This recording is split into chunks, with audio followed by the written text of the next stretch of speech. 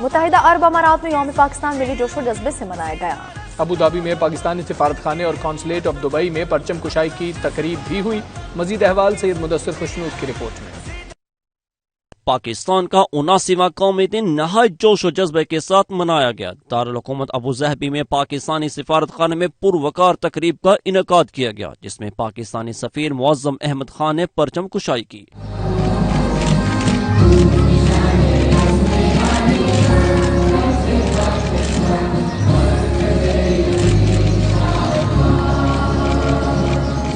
تقریب میں پاکستانی صدر اور وزیر اعظم کے پیغامات پڑھ کر سنائے گئے، جبکہ پاکستانی طلباء نے ملی نغمے پیش کر کے شرکاء سے خوب داد وصول کی۔ اس موقع پر پاکستانی سفیر معظم احمد خان نے حالیہ بھارتی جارحیت کے دوران پاکستانی قوم کی طرف سے دکھائے گئے اتحاد اور ذمہ داری کی تعریف کی۔ ان کا کہنا تھا کہ پاکستان خطے میں پائیدار امن برقرار رکھنے کی استعداد رکھتا ہے۔ پاکستان اس منزل کی طرف چلتا نظر آ رہا ہے جس کا تعین تقریباً 8 دہائیوں پہلے ہمارے قائدین نے کیا۔ قومی دن کے حوالے سے دبئی میں پاکستانی کونسل خانے میں دوسری تقریب کا انعقاد کیا گیا، جس کا آغاز قرآن پاک کی تلاوت سے ہوا۔ کونسل جنرل آف پاکستان نے سبز ہلالی پرچم فضا میں بلند کیا، قومی ترانہ بھی پیش کیا گیا، بچوں نے ملی نغموں پر ٹیبلوز پیش کیے۔ تقریب کے آخر میں یوم پاکستان کی مناسبت سے کیک بھی کاٹا گیا۔